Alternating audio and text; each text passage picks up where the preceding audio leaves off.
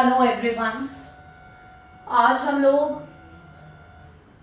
Class 11 पढ़ने वाले हैं। Bill of exchange. कौन कौन से टॉपिक कर लिए हैं हमने बिल ऑफ एक्सचेंज में?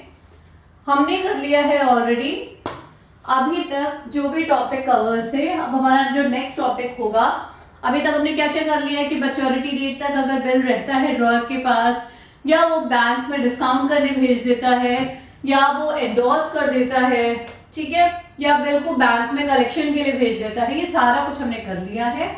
ठीक है, अब हमें आगे जो नेक्स्ट टॉपिक करना है, आज हम उसके बारे में बात करते हैं। So the next topic is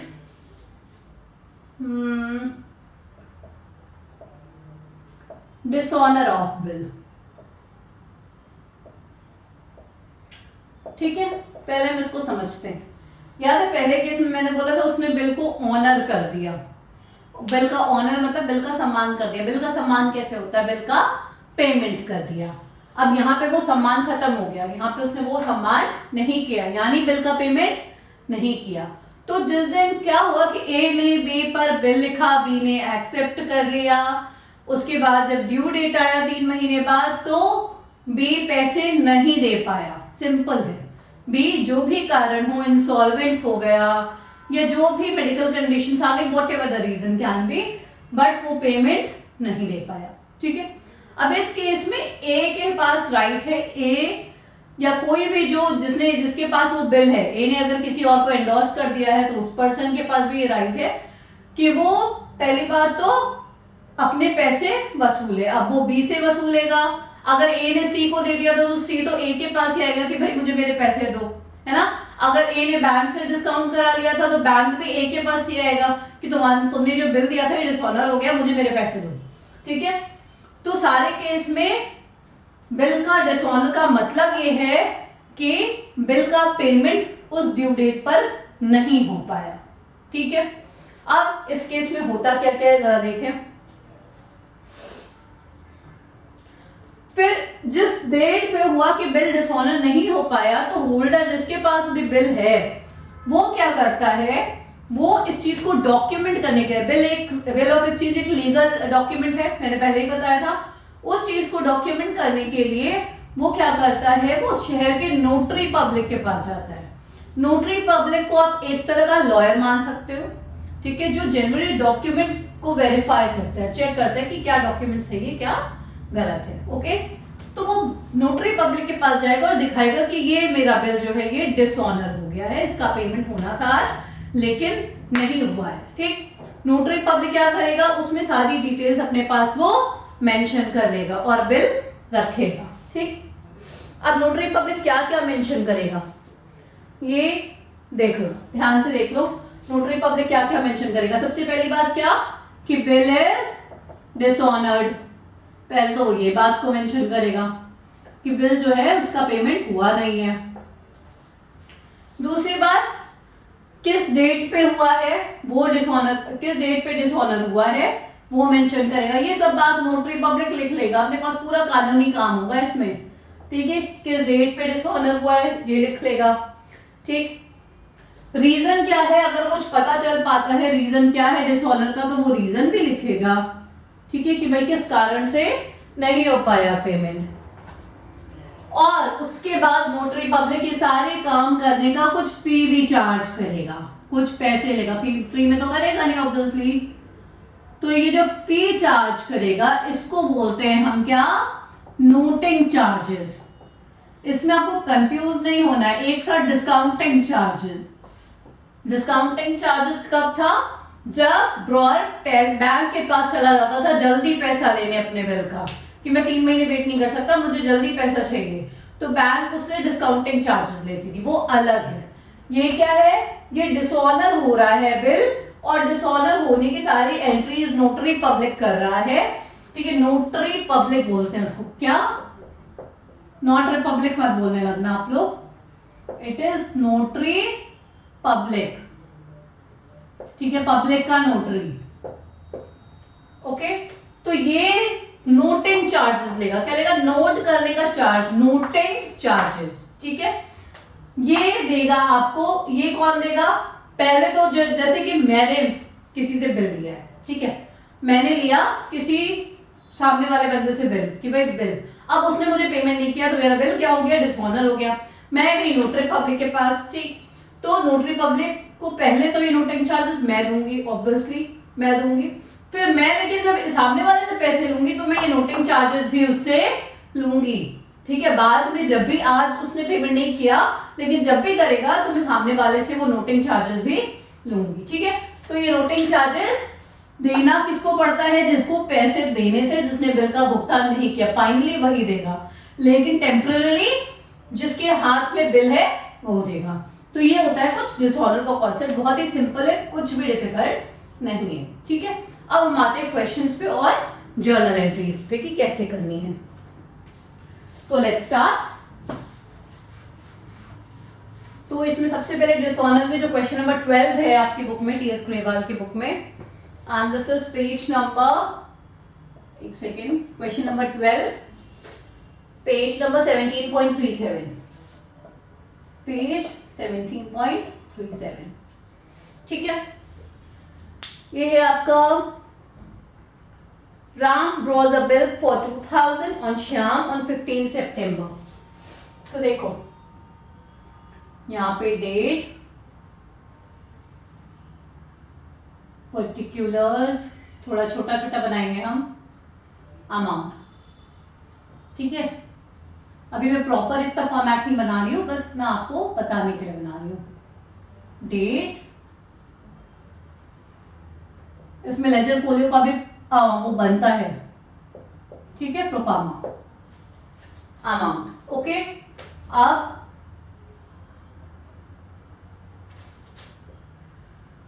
इसको नीचे कर लेते हैं बराबर में, ओके। आई होप दिख तो जाएगा सबको, मैं जो भी लिखूंगी यहां से, ठीक है। Date, particulars, amount, particulars, amount, ठीक है। ये हो गया आपका इन द बुक्स ऑफ, अभी देख लेते हैं किसका किसका नाम डालना है हमें, और ये in the books of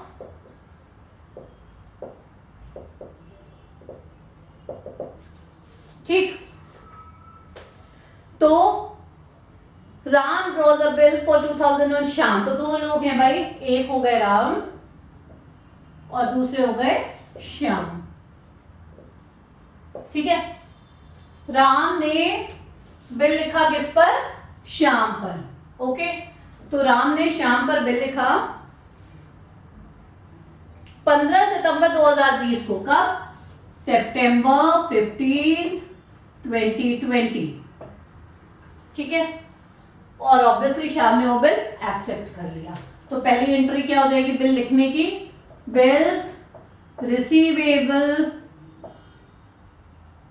debit to Shyam, ठीक है, कितने का, 2000 का। ये डेबिट साइड हो गया, ये क्रेडिट साइड कर लेते हैं, okay. Bills receivable debit to Shyam, और श्याम की बुक में क्या एंट्री हो जाएगी फिर से, 15 सितंबर 2020। आई थिंक ये कंफ्यूजिंग हो रहा है थोड़ा सा, है ना, खिचड़ी से पक रही है क्या। चल इसको थोड़ा सा दूर कर देते हैं, वरना ऐसा लगेगा कि बिल्कुल खिचड़ी पक रही, राइट, ओके। तो ये हो गया in the books of Shyam,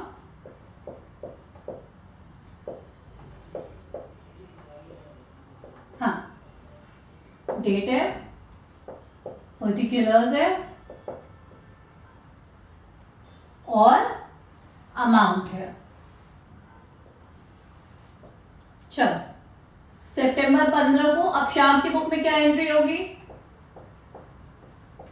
Shyam ने राम के ऊपर बिल लिखा है ना, तो राम को डेबिट करेगा वो, और बिल्स पेबल लायबिलिटी क्रिएट हो गई कि इसको बिल के पैसे देने हैं, तो लायबिलिटी क्या हो जाएगी, क्रेडिट हो जाएगी 2000 रुपए।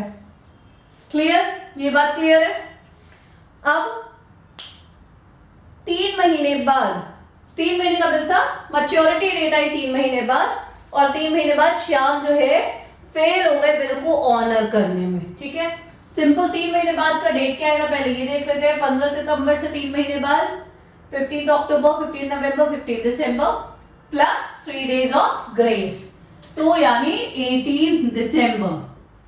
क्या डेट आया मैच्योरिटी का? 18 दिसंबर 2020। तो बिल उन्होंने पेमेंट नहीं किया, ठीक है। इसका एंट्री क्या होगा? सिंपल एंट्री होगा, ये एंट्री आपकी रिवर्स हो जाएगी, ठीक है। क्यों? क्योंकि वापस से ये डेटर बन गया ना, वापस से इसे पैसे देना है, देना था नहीं दिया, हमने मान लिया था कि दे देगा और हमने बिल को मान लिया था कि इसमें पैसे आ जाएंगे और इसको हमने खत्म कर दिया था। लेकिन अब क्या हुआ?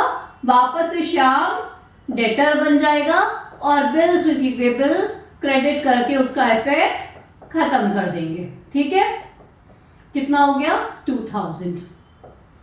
ऐसे ही यहां पर भी सेम टू सेम डिट्टो हम ये वाली एंट्री को रिवर्स कर देंगे, है ना। हम बिल्स पेबल की जो लायबिलिटी हमने टिक की थी वो हम खत्म कर देंगे कि वो लायबिलिटी जो हमने क्रिएट की थी, ठीक है। और राम वापस से हमारा क्रेडिटर बन गया, ठीक है, 2000 रुपए। ये था आपका फर्स्ट क्वेश्चन, क्लियर। ये था आपका क्वेश्चन नंबर 12, जिसमें बस ये दोनों चीज थी। नरेशन आप लोग वापस से लिख सकते हो, नरेशन जरूर लिखना है आपको। If I am not writing that doesn't mean that you don't have to write, it is mandatory in journal entries to write the narration, ठीक है। Being acceptance of bill received, being acceptance of bill given, ठीक है। Being bill dishonoured by Shyam, ठीक है, being bill dishonoured, ठीक है। तो ये हो गया आपका क्वेश्चन नंबर 12। अब आते हैं क्वेश्चन नंबर 13 पे। अब मैं पूरा ही हटा रही हूं, मैं ऐसे ही लिखूंगी विदाउट एनी फॉर्मेट। हाँ, क्वेश्चन नंबर 13 देख लेते हैं क्या है, कैसा केस है। Question number 13 says on 20th of March 2021 Naresh sold goods to Kailash. तो दो बुक फिर से बन जाएगी, एक in the books of Naresh, ठीक है, and in the books of Kailash. दो बुक बन जाएगी। आपको जर्नल एंट्री बनाना है, जर्नल का पूरा फॉर्मेट बनाना है, आपको कोई शॉर्टकट नहीं करना है, ठीक है। अब पहली चीज क्या हुई कि 20 मार्च 2021 को नरेश ने कैलाश को माल बेचा 1250 का, 20 मार्च 2021 को। तो बिना कुछ सोचे सबसे पहले आप माल बेचने और खरीदने की एंट्री कर लो। 20 मार्च 2021 को माल बेचा कैलाश को, तो कैलाश क्या हो गया? डेटर हो गया। कैलाश डेबिट टू सेल्स, कितने रुपए का? 1250। और इन्होंने क्या किया होगा? माल खरीदा, तो परचेज अकाउंट डेबिट, यहां पर भी डेट आएगा 20 March 2021, same date, purchase account debit to, किससे खरीदा है माल? नरेश से। कितना? 1250। क्लियर है ये बात? यहां तक कोई कंफ्यूजन नहीं है? नेक्स्ट, ये 3 मंथ्स का बिल था, ठीक है। On maturity the bill was dishonoured. Maturity की डेट पहले देख ले, 3 महीने का बिल था, तो मैच्योरिटी की डेट क्या होगी? 20 मार्च से अप्रैल, मई, जून, 20 जून प्लस 3 डेज यानी 23 जून को जो है वो बिल डिसऑनर हो गया। कब? 23 जून को। क्लियर है? 23 जून को वो बिल क्या हुआ? डिसऑनर हो गया। ऑलराइट, तो डिसऑनर की एंट्री में क्या हो जाएगा? हमें मालूम है क्या हो जाएगा। पहले तो हम डिसऑनर की बात करेंगे, उसके बाद हम आगे देखेंगे कि क्या हुआ और क्या नहीं। तो डिसऑनर होने, एक सेकेंड, हमने अभी माल बेचने और खरीदने की एंट्री की है, अभी हमने बिल एक्सेप्टेंस की एंट्री नहीं की है। जो बिल एक्सेप्ट हुआ है तो हम पहले वो काम कर रहे हैं। ये तो खाली माल खरीदा और बेचा, ये अभी बिल तो आया ही नहीं हाथ में, है ना। तो ये बिल खरीदने और बेचने का काम सेम डेट को होता है, तो बिल्स रिसीवेबल डेबिट हो जाएगा, इनके पास होगा। बिल इन्होंने लिखा और इन्होंने एक्सेप्ट कर लिया, तो इनके पास बिल्स रिसीवेबल आ गया। बिल्स रिसीवेबल डेबिट टू, कौन देगा बिल का पैसे? कैलाश। ठीक है, 1250 का बिल। और इन्होंने बिल्स, इनके लिए क्या हो जाएगा, वो बिल पेबल हो जाएगा। तो Naresh debit to bills payable. ये सब बात क्लियर है? कोई कंफ्यूजन है यहां तक? ठीक है, इन्होंने बिल एक्सेप्ट कर लिया, इन्होंने एक्सेप्टेंस दे दिया कि मैं इतने पैसे बिल के दे दूंगा आपको। ठीक है, ये काम सेम डेट को होता है। ऑलराइट, अब आया मैच्योरिटी डेट, और मैच्योरिटी डेट पे क्या हुआ कि बिल डिसऑनर हो गया। ठीक है, और बिल डिसऑनर हुआ तो नरेश ने 10 रुपए नोटिंग चार्जेस के पे किए। जब बिल डिसऑनर हुआ, किस डेट को, अभी हमने डेट कैलकुलेट कर लिया था, 23 जून को। 23 जून 2021 को हमने डेट कैलकुलेट किया था। ये बिल डिसऑनर हो गया है ना, बिल क्या हो गया, डिसऑनर हो गया। और डिसऑनर होने के बाद नरेश ने बैंक को क्या किया, 10 रुपए भी दिया। नरेश ने क्या किया, तो बिल डिसऑनर होने में पहले तो वही एंट्री करेंगे हम, कैलाश वापस से डेटर बन जाएगा। ये कैलाश जिसको हमने डेटर को खत्म कर दिया था, अब वो वापस से हमारा डेटर बन जाएगा, तो कैलाश डेबिट हो जाएगा।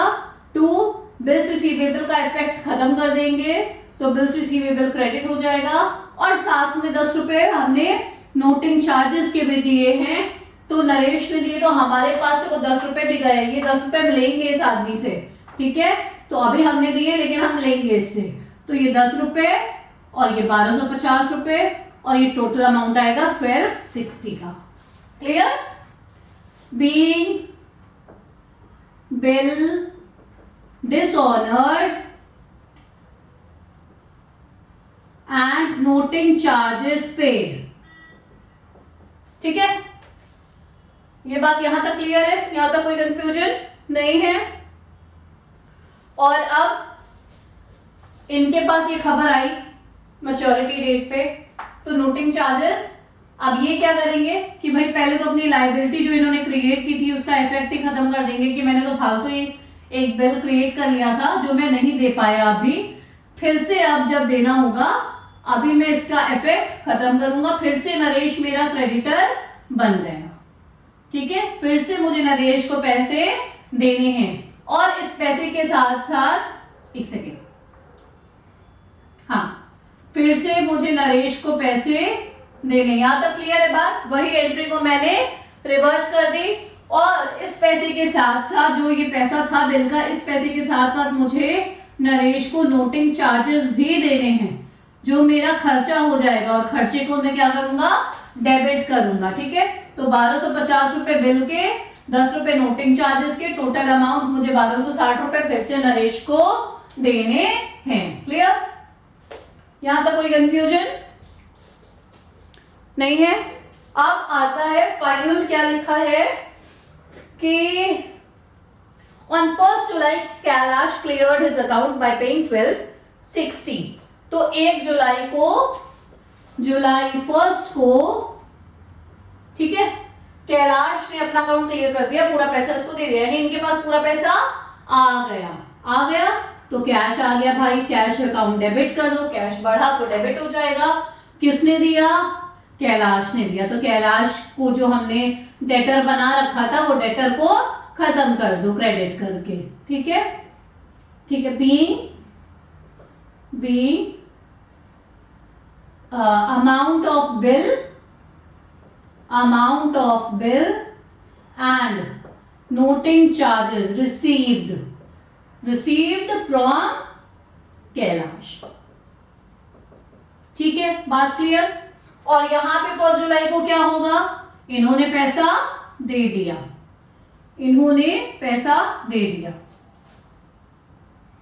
तो ये पैसा दे रहे हैं, किसको दे रहे हैं, नरेश को, तो नरेश डेबिट टू कैश, कितना, 1260।